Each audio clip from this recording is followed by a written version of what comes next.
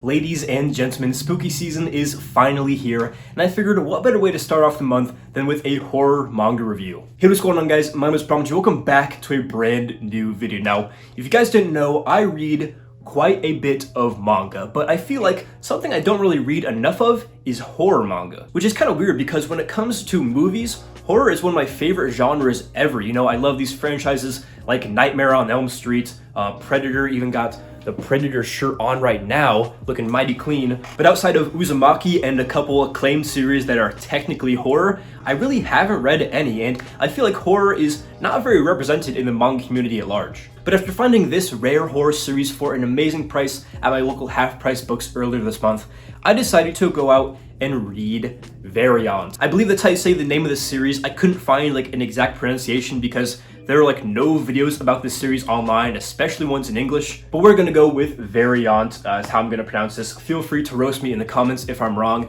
but this is a body horror manga that was put out by CMX, so it is obviously no longer in print. It's pretty rare, but after doing some research online, come to find out that actually a good amount of people really like this series, so I decided I had to dive into it, give it a try for myself, and now here I am doing a manga review for this series. So if you guys do enjoy this video, make sure to leave a like and subscribe for more manga videos just like this. So without any further ado, let's get right into the manga review. Alright, so a quick plot synopsis of Variante. This story takes place in this world where there are these creatures called chimeras, and they're kind of like these big blobby flesh monsters that have just been wreaking havoc in Japan, and there's also this organization called Athos, which is basically tasked with taking them down. So right at the beginning, we're introduced to our main character, Aiko, who is a 15-year-old girl, and one day she comes home and she finds her parents being slaughtered by this chimera, a very grisly scene, and then a couple seconds later,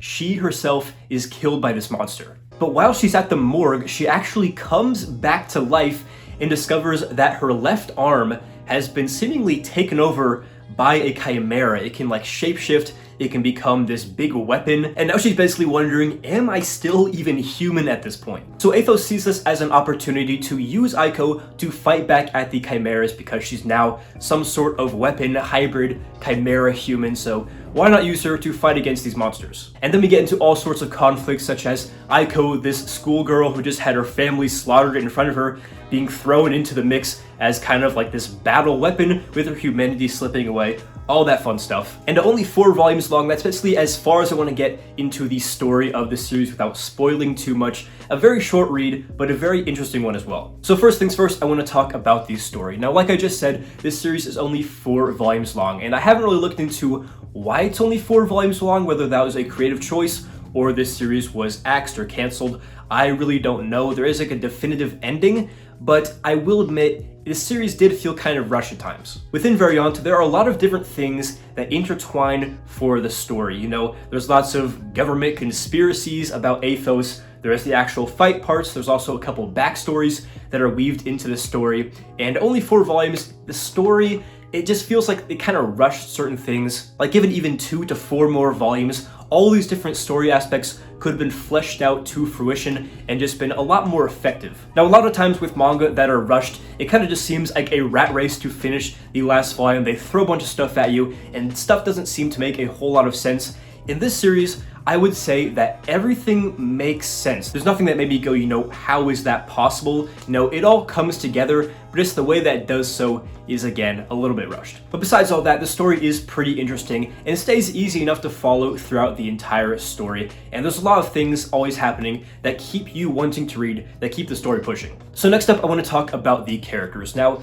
there are a good handful of characters in this manga, obviously a very short series, so you can't have this massive One Piece size cast, but I'd say that the characters are probably one of the drawing points to the series. So first off, we have our main character, Aiko. Again, the girl whose left arm has kind of been taken over by this chimera that brought her back to life. And obviously she has been through a lot of trauma. Therefore, her character is pretty interesting. You know, she lost her family right in front of her. She's now basically a weapon used by the government. she feels so alone, like she's lost absolutely everything she's ever had and is now being used as this tool for killing, which she's not even sure is morally correct thing to do. And while I wouldn't say there's a whole lot of development for her character until the very end, it's definitely interesting to see, how the stuff she goes through affects her and her psyche and just her outlook on her own humanity. Definitely pretty cool. Then we have the best character in this entire series named Pseudo. He is, I believe, an agent for Athos, but he doesn't share all the ideals that Athos does. He actually thinks that what they're doing is sometimes immoral. He, goes out, does his own thing, which very often lands him in hot water with the company. And he also has this pretty interesting backstory where I won't get too into it, but he has a very deep regret from his past that kind of ties back into Aiko. And again, I don't want to say too much about the story, but he's definitely the most interesting character. I would go as far as to say that he actually carries this series on his back. He just makes it a whole lot more interesting, and the relationship that he has with Aiko is truly unique and really makes Variante special. Then for the other characters, we have this female lab technician, I believe. I forget her name, but she's also working alongside Pseudo and Aiko. They're kind of like the main three. She doesn't do a whole lot until the very end, similar with the other characters who kind of just show up at the very end, unload a bunch of stuff, and they call it a day. But I'd be lying if I said I didn't find the characters in Variante interesting, because especially Pseudo and Aiko, they're pretty cool in their dynamic and also just what's going on in their lives, their backstories as you see it all unfold is really fun to read. And now to talk about the artwork. The artwork is great. I really enjoyed the art style reading this manga series. Obviously, it's nothing like Vagabond tier, but for a manga that nobody really talks about, that is basically unknown, at least to me until very recently, I was pleasantly surprised with how awesome the artwork is. The character designs are all great and consistent, they don't change up too much as the series goes on, which is great. I can always appreciate. And for the horror aspect of this, the body horror and the gore is drawn to perfection. When I went into the series, I was really hoping for just a gruesome manga. Looking at some of the covers, there's a lot of blood, a lot of body horror, which is something I really like in movies, so I was excited to see how it would be executed in this manga. And while I'd say that some of the monster designs or the chimera designs are a little bit uninspired or lackluster just because we've seen these blob monsters in so many other manga and media,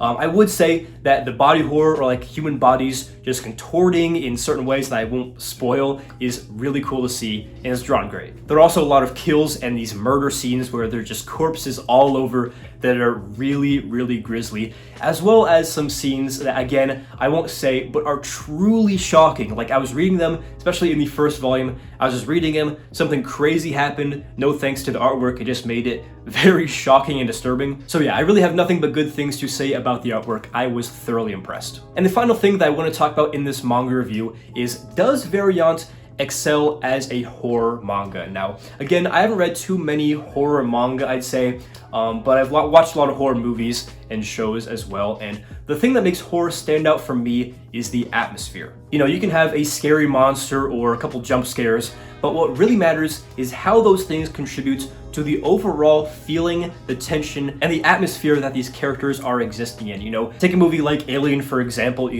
that's a really scary creature with the xenomorph, I'd argue the scariest in all of horror, but what really makes it scary is how he's constantly lurking around in the vents. You never know where he's going to be, and it creates a very tense, dark environment. And this is where I feel that Variante kind of struggles as a horror manga. Yes, there's some scary, frightening things, but the overall vibe and atmosphere of this series is just not very fleshed out or scary feeling to me.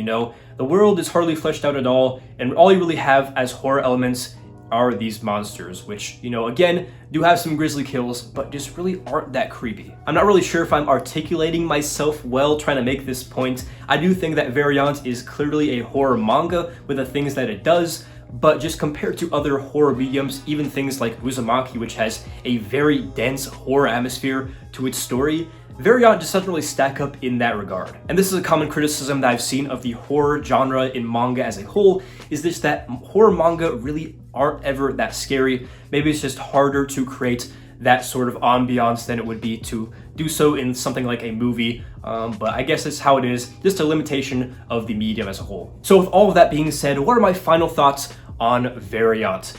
This was an enjoyable manga read. By no means the best manga that I've read or the best horror manga that I've read, but it was still interesting, has some great artwork, some really shocking and disturbing moments, and though it does feel a little bit uninspired at times, and is certainly rushed because it's so short, I would recommend you read this series. And I'm giving this series my first ever decimal place rating with a 6.5. A good manga that I wouldn't say to go out of your way to read right this second, but if you're a fan of horror looking for a hidden gem, a diamond in the rough, I would definitely go out and try to read this series. Anyways guys, that's going to do it for this manga review of Variante. Hopefully you guys enjoyed this video. If you guys did, make sure to leave a like and subscribe for more manga videos just like this. So yeah, this has been ThePromG. Hopefully you enjoyed the video, and as always, hope to catch you in the next one.